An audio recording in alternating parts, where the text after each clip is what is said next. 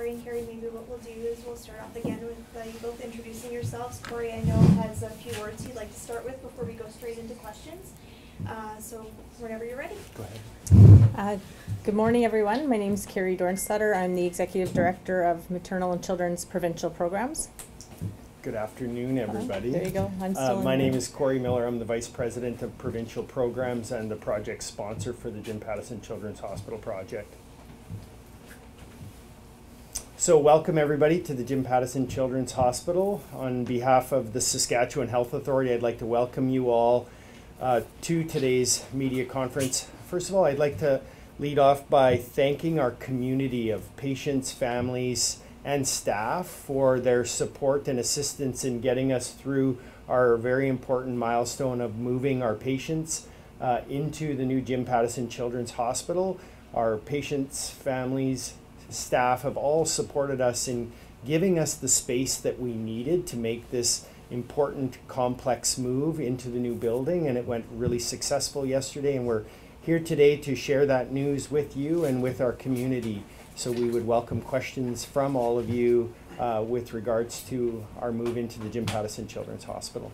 So is the hospital is now secure? Have you done all your 600 works till the psychiatrist alarmed the situation? Okay, I will reformulate my question.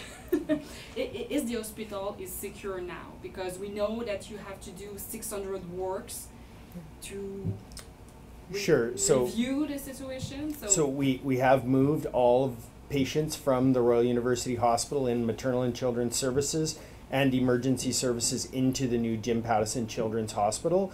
Our project team have worked through all of the change requests and opportunities for improvement. We've prioritized our level ones, which were required to be completed to move safely into the building. We will continue to have work requests that are queued in lower priorities, and we will also have more level one priorities that come up as we test the building, as we work through the logistics with each of the clinical areas, and we will continue to address those according to priority as they come up. So what is completed, what is not completed, do you have an idea of the situation? For sure we do. We have a comprehensive list that our facilities and clinical teams continue to evaluate. Some of those proportion of completed stuff? Some of the identified opportunities we will hold on until we move into the space to allow our people to test to say, is it going to work better the new way or the old way? And we will continue to prioritize with them to do the improvements that are required for. So you don't have a percentage for me, a proportion? No. Okay. I guess you said priority one things have been completed. What can you give us some examples of what those were? Or Sure. So in the adult emergency, there was a critical mental health room that was required. Excuse me, could you direct your answer towards my colleague here, just because then the mic can pick it up better if you're answering them looking Sure. over there? Yeah, Yep. thank you. So there are many examples of priority ones that were required. I think one of the ones that we spoke about at a previous engagement was the adult mental health room for critical mental health patients.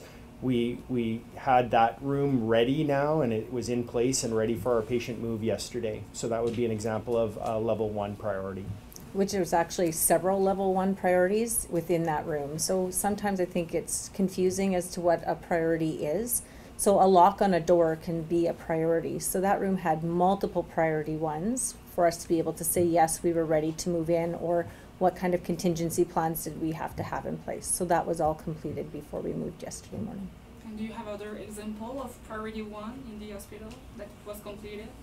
I think today we're here to talk about the move itself, and the move went really well with all of our clinical teams starting yesterday morning at 7 o'clock. We went through the move process with all of the departments that transitioned from the Royal University Hospital into the new Jim Pattison Children's Hospital.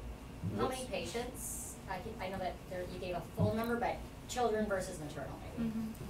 Oh, and I have that actually back on a different piece of paper.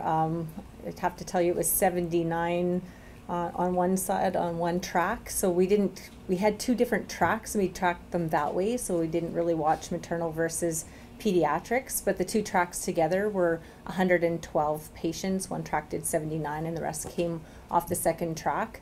It was just a remarkable process, and Corey said it really well this morning. It was military-like in precision. It was really quite brilliant how our HCR company, Healthcare Relocations, staged the teams to be ready to go, and how each patient moved through the stream, and it went really, really well. We brought an extra 4 adults over from the Emerge, so 116 in total made the move yesterday. And so as far as today then, outpatient clinics are all on schedule? Yeah, we've had no major issues over there, and it's just a natural progression through outpatients. You have to remember there's multiple different specialties. They offer clinics at different rates and frequencies, so we've brought them on really quite naturally, following their regular schedules. So today there was clinics happening and kids being seen in there, and lots of families asking great questions about the new services and how the building works. So it's going well. So if I understand, you have 112 patients in total, or it's... No, we've had admissions, so 112 patients or 116 patients made the transition from the RUH over to the Jim Pattison's Children's Hospital. We had our very first admission yesterday morning at 7 o'clock, which was a child who came by PICU transport from southern Saskatchewan. That was our very first admission into the building, which is right at 7 a.m. It caused a little bit of a delay for us, which was great in getting our patients moved across, but it was the right thing to do for that child, and we continued to admit all the way through the rest of the day and into the night. That was ground ambulance, that patient? Yes. Yeah, sure. How many people, admissions yesterday, I guess in total, if you have that number? I don't Yeah, have we that don't have the number. Sorry. Would you say quite a few? You know, I think as I opened up in the opening comment, we were grateful to our community for giving us the space that we needed. We worked through you, our media, to advise people of this important and complex move, and people really gave us the space. I really would like to also give a shout out to our consultants who did a great job in doing extra due diligence on the wards in the RUH facility, and not just in maternal children, to reduce our census, to discharge the people who could, to transfer the people who could closer to home, so that we had space in RUH for those patients that needed to be admitted, which reduced the amount of patients that we had to transfer into the new adult emergency as well. So the system pressures that we've had were certainly addressed by our clinicians and our consultants, so that we could make this smooth and give us the space we needed to make this transfer. And with the snow, there is some complication for the first days of moving, and have you seen it? Do you need more adaptation with the snow in September? I don't think we felt any impact of the weather. I mean, certainly our patients travel from much distance in our province, and as you talked about people booking for outpatient, it always impacts our patients when they have to travel and roads are bad, and that's why we certainly have a vision to continue to treat people as close to home in Saskatchewan. And you said that there'd be 2,200 staff in the new building. Right. Just roughly, how does that compare to the old, like, half? Do you have an idea? Well, so it's a complicated process because there's still a lot of staff that do work in RUH as well as JPCH. So it's 2,200 staff that will flex and float throughout the building. I think maybe the question you're asking is how many new staff did we bring on? And we brought 440 new full-time equivalents into the building. So that's to accommodate some of the new programs and services. We've brought more nurses to support our specialists that are coming into the province. But we've also, because of the footprint, and if you look at the NICU, the changes that have happened there, you need more dedicated staff for each infant. So we've really made a very family and child-friendly facility, and we've staffed it appropriately to provide to that new footprint. I have a question about the hospital. Could you say that it's a bilingual hospital? Is there a way to provide to patients service in French, for example? Is there improvement? Because I just walked, I did the visit, and I don't see any indication in French or other languages.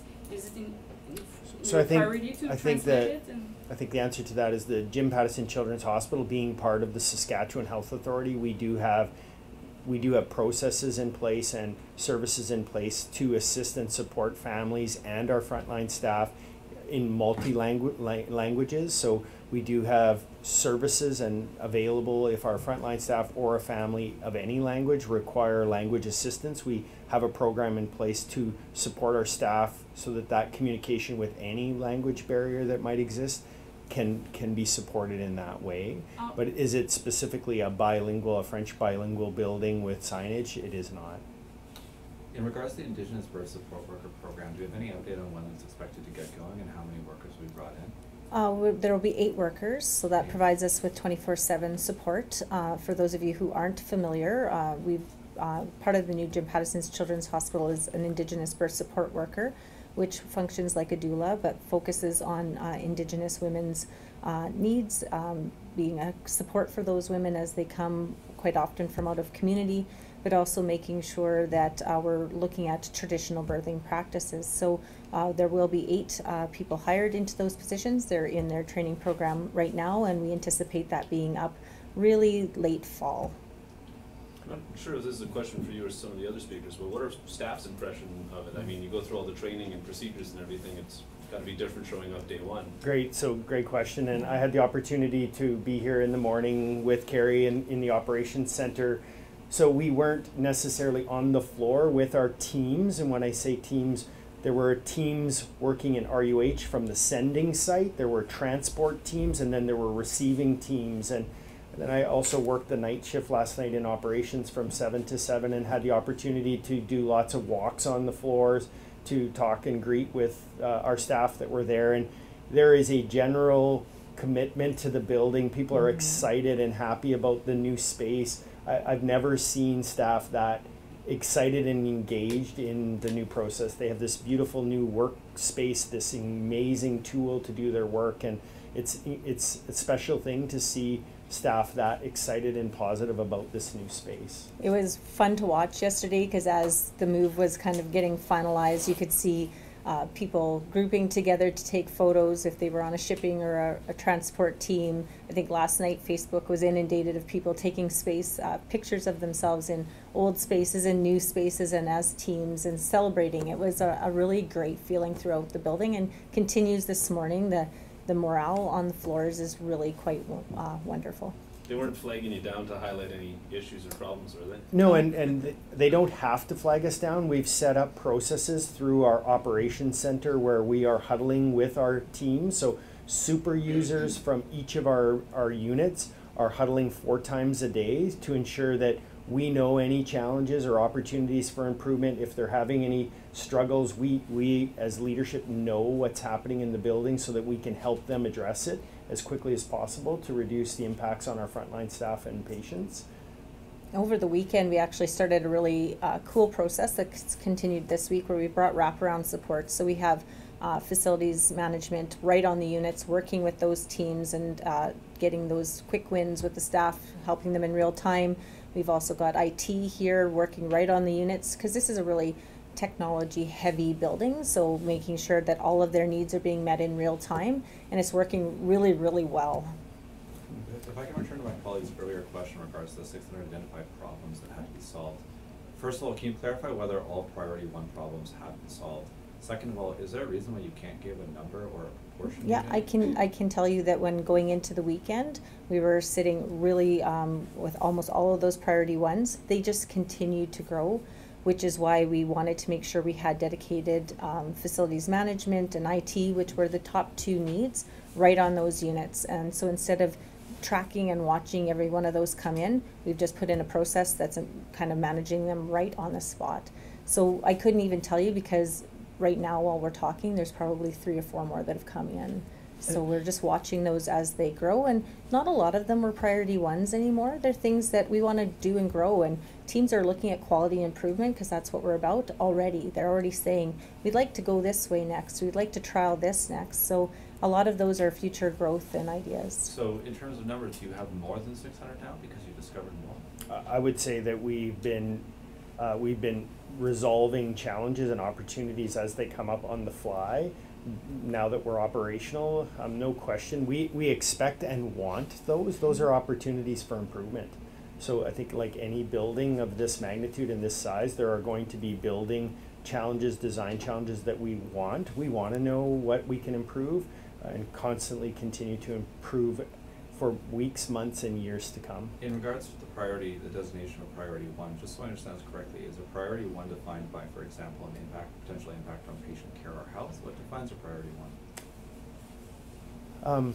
I think a number of factors go into evaluating whether this is going to impact patient flow, staff effects, patient safety. I don't know if we have necessarily a criteria that we could share with you. I think we take input from all of our stakeholders when we review those to identify whether those are in fact a challenge or opportunity that need to be resolved before patients arrived. And now they're here, so we work through them as they come up. Do you have the record of the works, the 600 works that you put in, do you have a sheet with all the list of the 600 works and the Yeah. process? Is it possible to share it to us? Gabrielle, you and I can talk about this after the No fact, and problem. I think we're running out of time here, so I think maybe that'll be it for Sure. questions, and we'll actually bring on the next two, if that's Sure. okay? Yeah. Can I just ask one question very quickly? Well, you and I can talk after the fact, actually. Right. Okay. Thank you Thank you. guys, Thank really you. appreciate it.